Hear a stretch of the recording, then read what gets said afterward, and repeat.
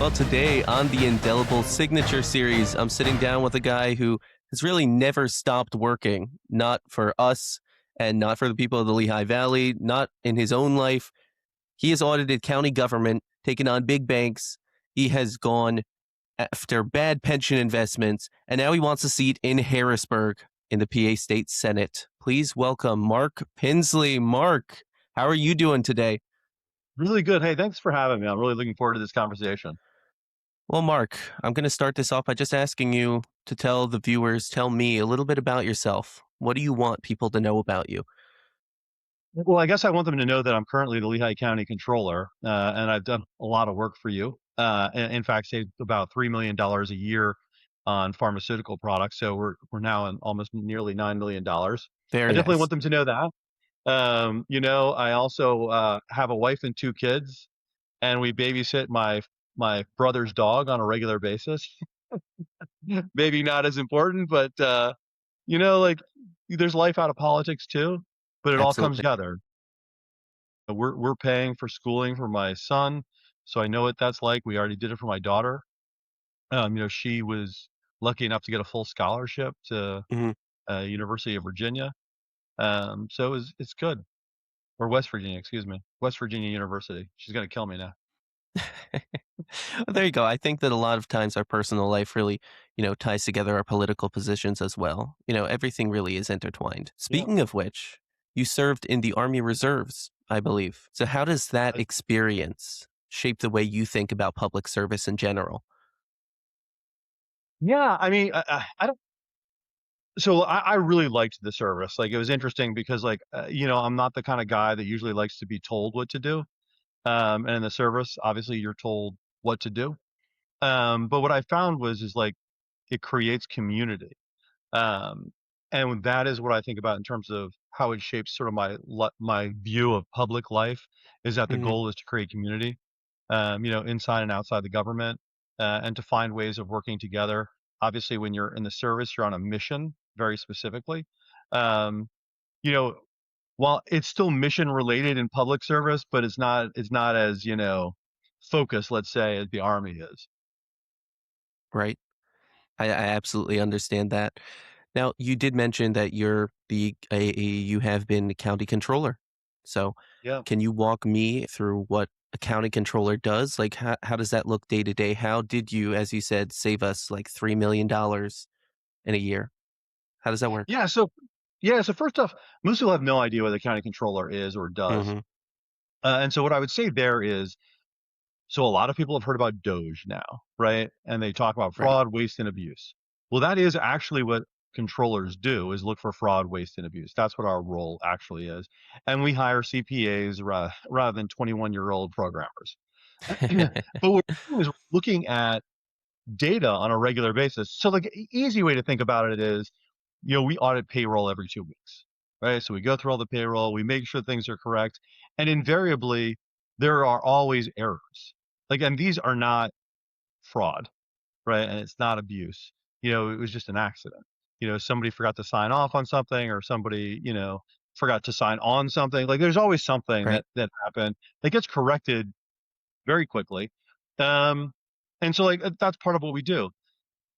But we have a list of things that we have to do, so we also have to look at the judges and their lock boxes and making sure, like, money comes in from them because of fines, fees, and things like that. We check that out. We review um, our phones, cell phone usage, right, and make sure that the cell phones that we have are actually given to certain people and that they're being used properly. Like, we found cell phones that had not been used for a while. Like, so I mean, like, it gets down to kind of minutia, Hmm. but and some of the things that we do, and what I like to do is to look at some of the bigger things that we're not required to do. So like one or two big issues every year. And one of them was looking at the healthcare that we provide to our employees. Okay. And so in our case, we are actually the insurer. So, you think about everyone has insurance. Well, we are that organization, Right. and we use a third party to help us administer that. And so that third party, most people think of as an insurer. So in our case, like, it was Highmark. Um, so Highmark does not act as an insurance company for us, but acts as an administrator. So we pay them and they pay the doctor, basically. So I ended up going. one of the things I was interested in, we pay about $30 million a year approximately on healthcare for our employees, Okay. and 7 million of that is pharmacy. And what I found was that of that 7 million, there was basically $3 million worth of overpayments, right? And we found that through a variety of things, like we weren't getting rebates that we were entitled to, or we chose not to get certain rebates that we should have taken. If you know GoodRx, are you familiar with them? Yep. Yes, I am. Yeah. So GoodRx, like I ran a bunch of, I ran actually all of the drugs that we purchased against GoodRx to see whether or not we would have gotten a better deal with GoodRx. And there was a large number of products where we would have gotten a better deal had we used GoodRx. And so you start adding that all together, and originally it came out to 1.4 million. And at that point, the administration actually stopped me from looking further, and because I had said to them that I thought there was over $3 million worth of Hmm. money that was available. But eventually, what they did was they took that out to bid. They got rid of the current vendor, put it out to bid. We ended up saving $3 million. That contract was 3 years, so we saved 9 million. So Wow. like it's a lot of money. And that money gets to save taxpayers from paying higher bills. That's amazing. Now, I have to say, like, from my understanding, then you're like the line of defense between corruption. Like, before anything can become corrupt, that's part of your job is to kind of root out So, corruption as well. yes. So I like to say the fiscal watchdog. What I will say is some of it is definitely after it happens, Hmm. right? Some of it's before 100%. And then some of it is, we catch it after it happened. And then we have to go back and we have to fix it, or somebody has to go to jail. you Usually that doesn't happen. But, normally we fix it. Okay, I have heard tell that you flagged an abnormally high rate of misdiagnosed child abuse cases in the Lehigh Valley, which seems to Yeah. be a pretty difficult finding. So walk me through how that happened and like what came of that. Yeah. So originally somebody came to me and basically said that their child had been taken unjustly, and Hmm. that uh, they were accused of having Munchausen syndrome by proxy, which is basically a disease where typically the mom, not always, typically the mom um, takes their child around to different doctors and pretends like the child is sick. And they're pretending Mm, like the child is sick because they want attention themselves. Very rare disease. Not saying it doesn't happen, very rare disease. So when this happened, originally I thought, yeah, it was a husband and a wife. I thought, oh, there's two souls that kind of just got caught up in something right. unfortunate.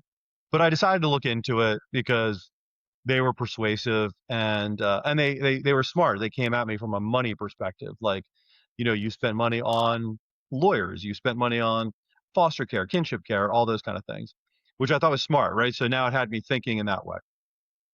Um, so then what ended up happening was the first thing I did, actually, I went to or one of the early things that I did was I went to a statistician that I knew.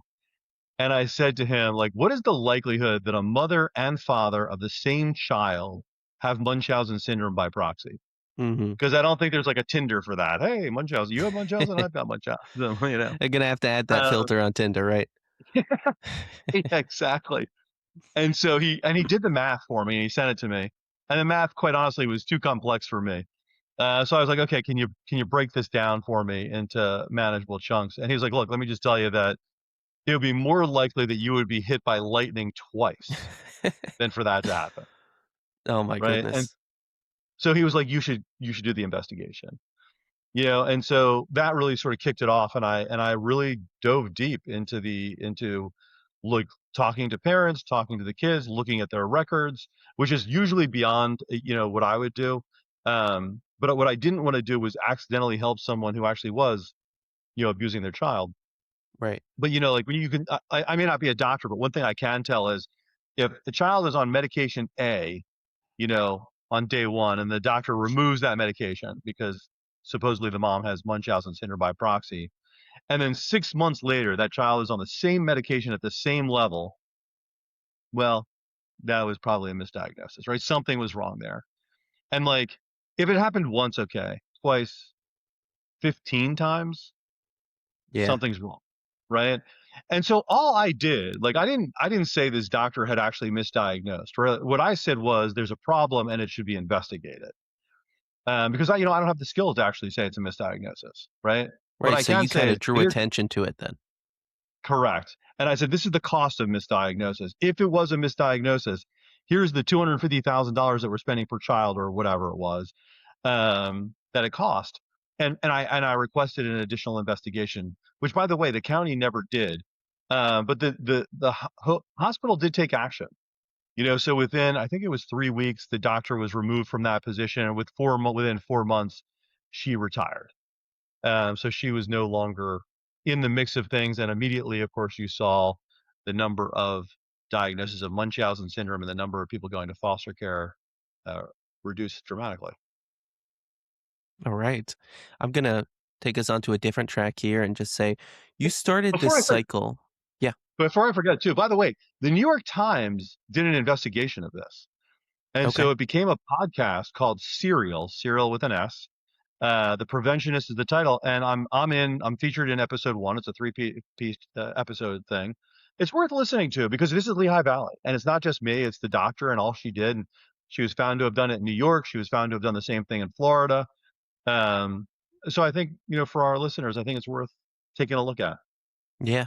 Absolutely. I've listened to it. I've listened to part of it and I think it's very informative. So I'm No, going thank you. to take us on a different track here with this question. And that's you started this cycle running for Congress in the PA Yep. 7th district, then shifted to the state Senate. Can you kind of walk me through that decision? What made you decide to run for the state Senate rather than Congress? Yeah, I mean, so at some point, you have to look at the field, and the field at that point was 7 people. Hmm. And there was three of us in the same lane. So it was Bob Brooks, who had been endorsed by Bernie Sanders and Jamie Raskin, another gentleman, Aiden, uh, oh, I forget Gonzalez, his last Aiden Gonzalez? Gonzalez. Thank you. Yeah, I apologize, Aiden. Yes, Aiden Gonzalez, who was running, and me. And like, there just didn't seem like a path for all three of us to possibly win. Now, of course, I didn't know that Aiden would drop out as well. But um, and then when I looked at what was going on, like I still want to help, right? Like I believe that I have something to offer. And right now, Washington is in chaos. It just is, it's absolute chaos. And no matter who takes over, if the Democrats take over, we're still checked out for at least 2 more years, Hmm. right? There's nothing we're going to be able to get accomplished, but we can get stuff accomplished at the state level. And so I can focus there and actually get stuff accomplished where, if you're sitting in Washington, you're going to be doing two things. One, you're not going to be getting anything passed. So you can put all the bills forth that you want, but the president's not going to sign off on that. And two, you can investigate the president and all of his henchmen, which I think has value, but that doesn't help us with our cost of living. Hmm. It is So very possible, of course, that in the state of Pennsylvania, the Democrats could take the House and the Senate. And of course, there is a Democratic governor. So, with that, and I know some of the issues that are important to you are stuff like minimum wage and affordable housing, Medicare for all.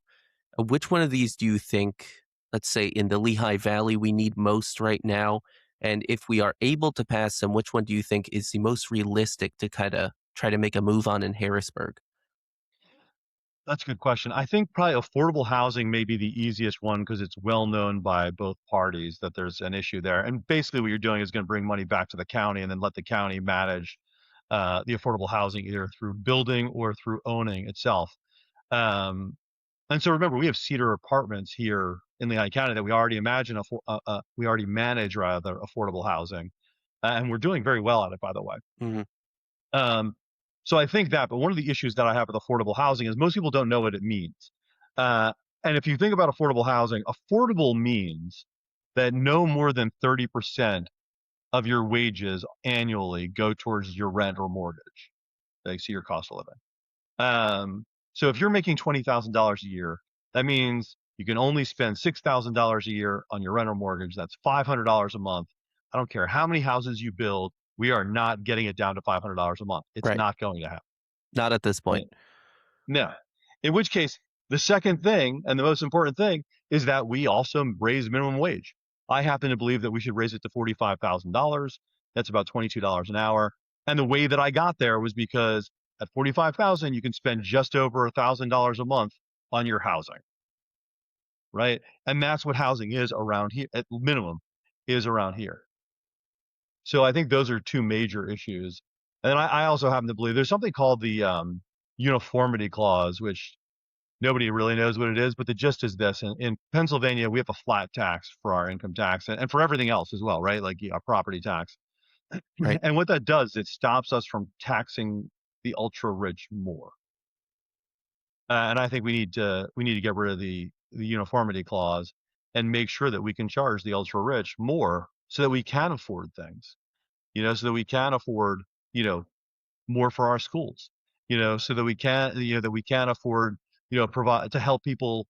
I was knocking doors the other day and a woman was telling me that she was paying $2,100 a month for her childcare.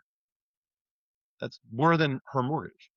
Right. And she was telling me that she pays that first. Like she will skip a mortgage payment to pay that because if she doesn't pay that, everything else falls apart. So I certainly feel like our government can help with that and should help with that. How would we you were talking about childcare. How would we make childcare more affordable You would in subsidize it. Pennsylvania? Yeah, you would subsidize it. Right. And so you would probably base it on somebody's wages or combined wages and then Mhm. provide some percentage of assistance for that person or, family, I should say. But, like if we can provide we provide what, $3 billion worth of subsidies to the fossil fuel industry right now. I mean, if we can afford 3 billion for them, we can certainly afford, a few hundred million even, for the families here well, not in Lehigh County, but in Pennsylvania. Yeah, I mean, I'm liking what you're saying right now. I will ask you one more thing, which is you mentioned taxing the ultra wealthy. What does that Yeah. kind of look like to you? Do you have a specific rate that you think would be needed in Pennsylvania or even nationwide? Is there a certain income level? How would you deal with that? Yeah. So for me, and I think it's different for everyone.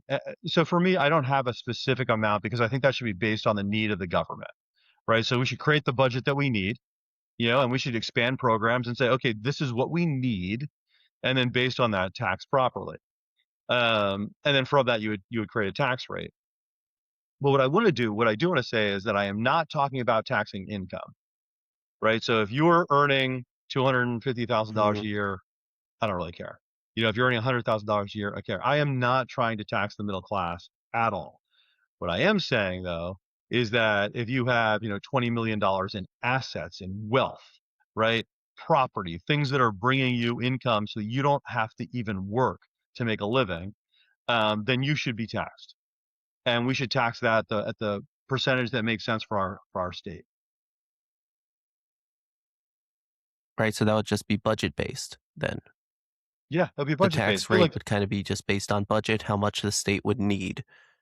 correct, right? Like we know we need more for schooling, right? We know we need more for healthcare. We know we need more for childcare, right? And it's not that every program has to be fully funded, or I shouldn't say fully funded. It's not that every program has to be funded, right? Like I'm not saying that we should fund, fossil fuel. I don't know. Like let others decide that, right? Like that's the argument that should happen back and forth as to what should be funded. But I think that there's some basic things around cost of living that should absolutely be funded. So, one of the issues, I mean, there have been a lot of issues, but one of the big issues that we've been hearing about in the recent years is AI. So, Yeah. I mean, there's been a massive spend on AI in the current administration with Donald Trump and his administration spending just way more than anyone else has ever spent on AI. And I was wondering Yeah. on a state level, how you feel about AI data centers and the dangers they may pose to people's utility bills, potentially water bills, um, AI taking people's jobs. How do you feel about AI in general? What can we do about the potential dangers of AI? Yeah, so I think so first off, let me divide that into two separate questions, right? So there's the data centers issues, and then there's what's inside the Oh, data for sure. centers, which is the AI, right? So data centers, I definitely think there's a problem there, Yep. especially in terms of the amount of resources that they use. Um, I I do think that like a data center doesn't necessarily belong everywhere, that the communities need to come together, maybe as counties, and decide sort of where they belong. It's going to be very difficult to stop AI. And I am what I definitely don't want to do is end up sort of having this NIMBYism where it ends up, in poor people's backyards rather than anybody's backyards. Like, let's work together, figure out where this is going to happen, because ultimately we should fight back against it, but it's going to happen some. Let's work on this together as a community. Um, what I do think Right. is that you can do things to that you're not necessarily slowing down the development that much, right? So in other words, and like like there smarter people than me that can figure out how to do the water and how to do electricity and how to how to make sure all of these things are good. Sound has become increasingly something that I hear about a lot. Vibration as well. Um, but what I Mm-hmm. think is that you could say, okay, assuming you can meet most of these variables, the biggest one is going to be electricity. And you can start the process of development, all that kind of stuff, but you can't plug in until the electricity is there, and it's not going to cause my rates to go up or for us to have brownouts, right? Because right now, there's a data center going into South Whitehall, which is where I live. That single data center is going to use all of the same amount of electricity as every single household in Lehigh County. 150,000 households. It's going to use the same amount. Well, that's a massive amount of energy. And I've been talking to PPL as controller, and one of the questions I had was, "Do you have enough electricity for this?" And they said no, right? Which means there will be brownouts, during the winters and the summers, So we need to absolutely do something about that. But I think that there's a way to sort of balance the issue of it does create a lot of jobs, right? At least short-term jobs and some of the what we call short-term jobs could be years, for unions and construction workers and things like Mm-hmm. that. On the other hand, we don't want those jobs to turn into electric bills that even the union worker that we just paid can no longer afford. So we have to balance those two things, and I think that's the job of the state to absolutely do that. Then the second part of your question, which is AI, I am very worried about AI. Because one of the things that it's allowing them to do is every time you look at your phone, every time you swipe, every time you do everything, it is figuring out something about you, and whatever that something is going to be used to monetize you, right? Like at the end of the day, everything that they're doing is about making money from you directly or because of you indirectly. So I don't know if you saw the Instacart, excuse me, the thing that had happened with Instacart, but there was a study done. All of these users were buying from Instacart. They bought the same goods and they were each charged different prices based on their profile, right? That is coming. And Mm-hmm. we will see more and more of that. We see it on, like I saw a article on people that were looking for plane flights. So if they had searched an obituary previously and then they tried going to that place, their airline cost was higher because now they knew person was going to going to visit someone who had passed. So AI, I mean, like, we're not going to get away from AI, but I do think that we should be building it and building the laws, by the way, in such a way that it benefits the people.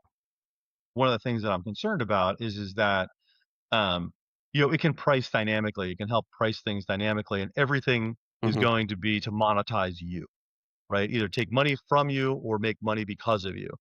And so that's going to be a major problem because it's just learning about us constantly, and we're swiping and we're teaching it. The other thing is that it's not going away, so we're going to have to figure out how to use it. But when you look at companies like Oracle, they just laid off 30,000 people. The stock market is going up. Why is it going up? It's going up because the investors in the stock market believe that major companies are going to be able to reduce the number of people they have because of AI and make more money. So get rid of the Mm-hmm. humans and just make more money. And so what we are going to have to do is make sure that there are laws that protect the people.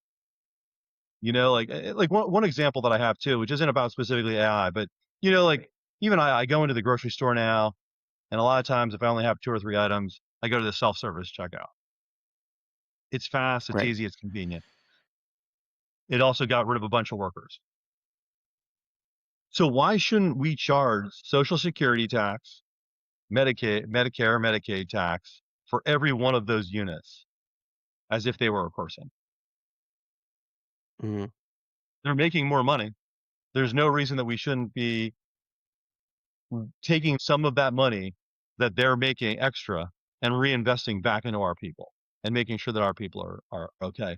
These are all about laws, right? At the end of the day, what has happened is we have allowed over time through neoliberalism, um, companies to make all the laws. Oh, you can't have a union because that's not good for us, the company. Right? That's a law that's created, right? Like we don't have to let that happen. We don't have to allow them to make it harder to have unions. We don't have to allow them to make more money or a lot more having self-service checkout. There are things that we can do that bring money back to the community, and I think that we need to be doing that. And that's what's going to happen with AI. Mhm. We need to make the right laws, and if we don't, we're going to lose, and the corporations are going to win. That's something you've been touching on quite a lot is the big corporations. And it's something that I think a lot of people have been thinking about, especially recently with rising costs. How do you propose to kind of take the money that keeps flowing upwards into these big corporations that are kind of monopolizing a lot of industries and put it back into taxpayer pockets? How do you think that could be done on a statewide, but even like a nationwide federal level? And so at the statewide, I mean, look, we have something called the Delaware loophole, right? And the Delaware loophole, what it allows companies to do is have locations here. I'm going to use the example of Target. So they'll have a Okay. location here, but they'll also have a location in Delaware, supposed location. And Delaware will own, let's say, the franchise, the name Target. And then what they do is they charge the Target here their profits, and they suck the profits out of Pennsylvania, throw it into Delaware. And now Pennsylvania gets no taxes on it. Well, Hmm. that's not right. We shouldn't allow that to happen, right? And we can do the same thing nationwide, right, as well. We don't have to allow companies taking out money or allowing money to travel overseas. And we saw that with Biden. Biden actually did do something where there was a minimum tax. Um, we need to be doing more of that. Like I'll tell you, like I'm not for China, but China is helping their middle class grow at a rate that we are not. And China does not let you take money out of their country, right? Like if you're earning money from their country, that stays in their country. I don't think that we should get that far, obviously. Like I do believe in capitalism to some extent. I just think that the rules are wrong. And the rules can Right. be geared so everyone can benefit, not just the wealthiest. Right. There are laws that we can pass then that will, as you were saying, benefit everyone rather than just the wealthiest, even if it doesn't go to the full extent of kind of getting rid of the entire system. We can maybe work with it, perhaps.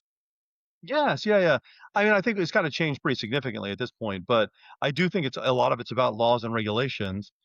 And it's those laws and regulations that are working on behalf of the corporation rather than us. Right? Like why is minimum wage still at 7.25? It's because Right. corporations don't want it to be more, right? So you have a minimum wage that's 7.25, and in many states you're not allowed to create a union, or it's very difficult. Yeah, if you're allowed to create a union, you probably wouldn't have wages at 7.25. Right. Right. Now, I want to quickly steer this back to you with this question, which is that I believe you ran and lost the Auditor General primary in 2024. What Yeah. did you learn from that campaign and about yourself as a candidate that you can use in your current campaign for state senate? No, that's a good question. Um, I think one thing is that I really like people, you know, from all walks of life. One of the things you get to do is running for auditor general is you get to go to all of the counties, 67 counties, in Pennsylvania, and we are very different, from different areas, Pittsburgh versus Philadelphia, versus Erie versus all the ones in the middle that they, sometimes, say, I won't even say what they say. They say they're very rural. Um, I really enjoy people, and I think that if if we focus on the people rather than the powerful, then we can all do better. And I Mm, want to bring that, to this campaign, and I try to bring that, into my controllership as well, to really focus on the people rather than the powerful. right. And by I the way, think. I did win the 16th district in the primary. I lost I lost the overall race, but in the 16th I won pretty handily. Oh, there you go. There you Yeah. go. So what here's another question about public service itself, which is what's something that you believed when you went into public service that you've had to like revise that idea or kind of let go of it altogether? Is there anything that you've had to kind of let go of now as a public servant? A few things. I thought more people were together than they are, both within the same party and within different parties. Mhm. Um, really what I found was, there's maybe 10 to 20% of the people get to know you first off, and they make a decision as to whether they like you or dislike you because they know you. And the rest of the 80% is 40% like you for no reason, 40% hate you for no reason. And no matter what you say, they're gonna either help you or they're not gonna help you, depending on what side of the fence they're on. And really what I want is people that are willing to listen and work together, you know? And what I have found in particular is the establishment. So the people that are in power right now, um, even if they're in the minority, they don't want to lose their power, right? Mhm. They will do anything to make sure that new ideas squashed, that you have to conform to the whole rather than really having open debate and really, what I believe democracy should be. Like where we're really talking, we're really expressing our ideas. And yes, eventually we come to a conclusion and we hopefully get some consensus around that conclusion and we build it. And that is just not happening. It's just not happening. Those who are in power want to keep those that they don't like out, and those that they like in, and that you know lack of inclusion creates it does not create a good democracy in my mind at all. And I don't know that I would say that I let go of it. It's very frustrating and disappointing. Right. Sort of something that um perhaps going into politics, seeing all the divisiveness and just the fact that a lot of people are not in politics, of course, not in a broader whole, but a lot of people in politics are more obsessed, perhaps with keeping themselves in power or with looking and presenting a certain image than they are about passing laws that benefit the people. Absolutely. So I got into politics when I was 46. It was really because of Trump. And like, I didn't know I was actually asked to get into politics because I was acting as a an activist at the time, just trying to make change. And somebody was like, you should get into politics. And I was like, getting into politics, that means you got to negotiate with people. Like if as an activist, you can just take your own side. Right. And the person said, you can't just fight from the outside, you got to fight from the inside, which I really believed. And the first thing that I did was I became commissioner of South Whitehall. And so it was four Republicans and myself. So one Democrat. It was a great experience, to be honest with you. Those four Republicans listened to me. They commented with me, and we often could get to consensus. And like, look, I know some of the stuff wasn't, isn't as important as the stuff that's going on in Washington or perhaps even in Harrisburg, but it showed that we could work together. And so, in some ways, I was more disillusioned because like we did work together, and then I ran for controllership, which is a full-time job, and now I see what happens. And I see what happens to me if I run for a position, like, the establishment comes in, right away, like, oh, we don't like that guy, or whatever.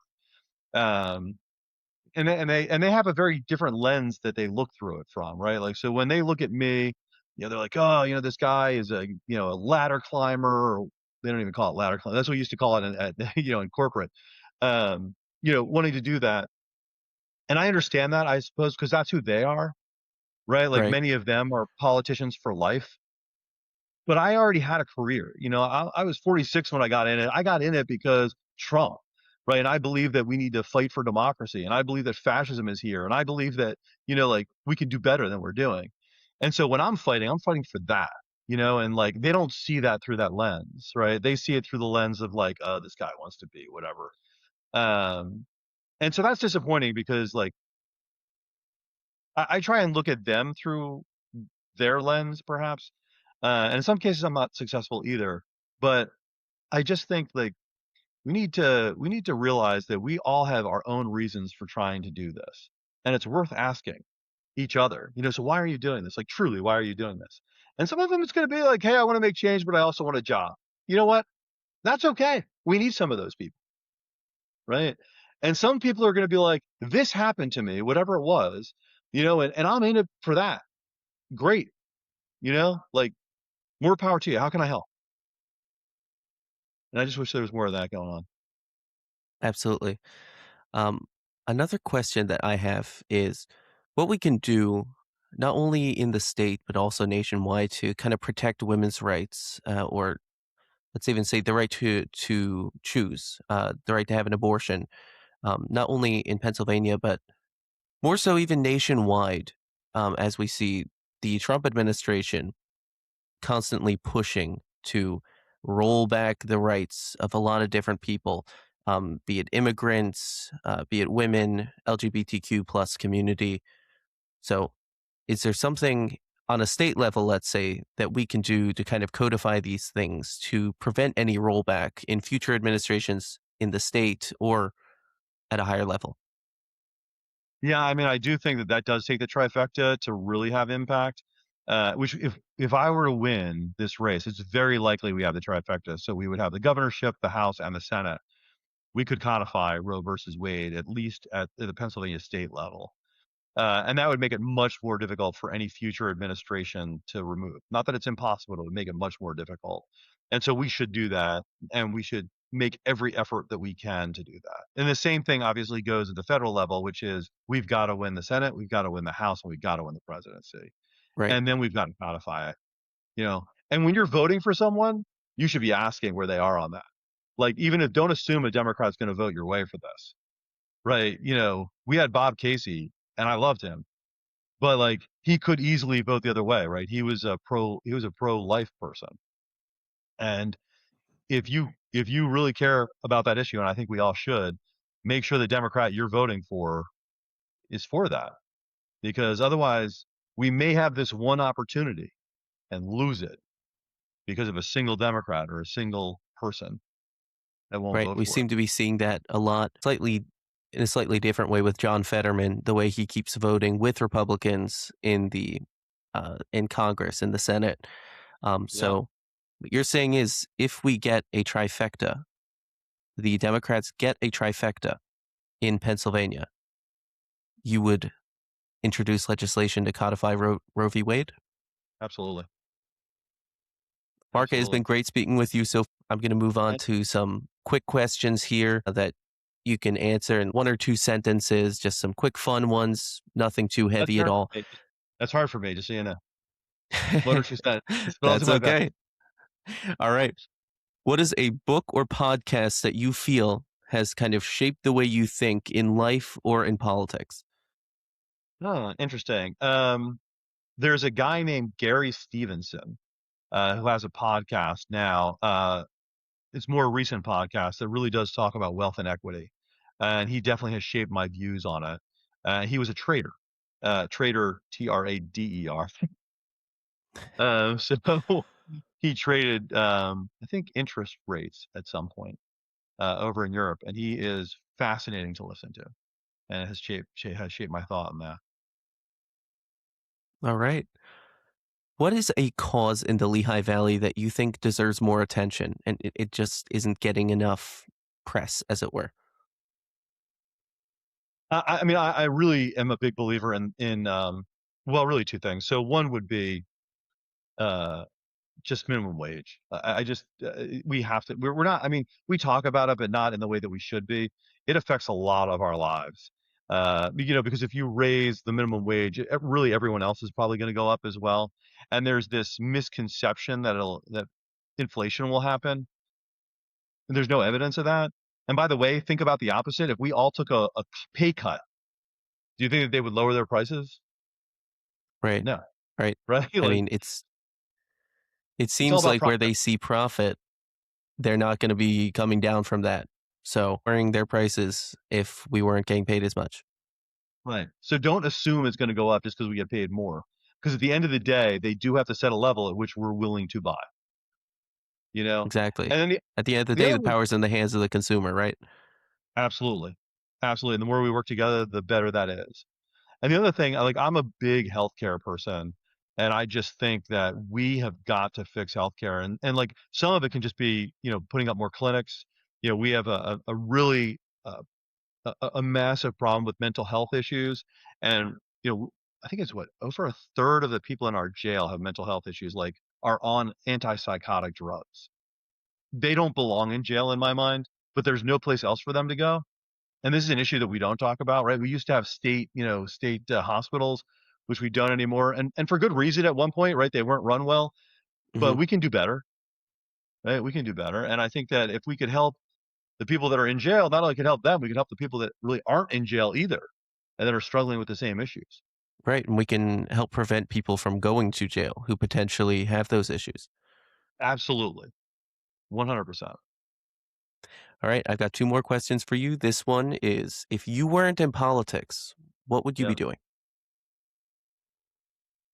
It's interesting. So it depends on when you would have asked me. So if it was pre 2016, I would probably try. I'd be a senior staff member at a large company, traveling the world. That's probably what I would be doing, whatever it is. You know, since 2016, my life has really shifted, and I think that I would want to be at a nonprofit somewhere in Washington, probably working on healthcare and obviously lowering costs for people. All right. And my final question for you today, if you do win the seat for PA State Senate, what is the first piece of legislation you'd like to introduce? What would you like to pass? What's the first thing? Minimum wage, Minimum wage. 100%. All Yeah. right. Would it be the sort of thing that you kind of stagger it, that it'll go up to, let's say, 15, 17 an hour over a certain amount of years? Is that how you would do it? Is there a different I way? think I I think so, although to be honest, I would work with people that are much smarter than me on how to implement it.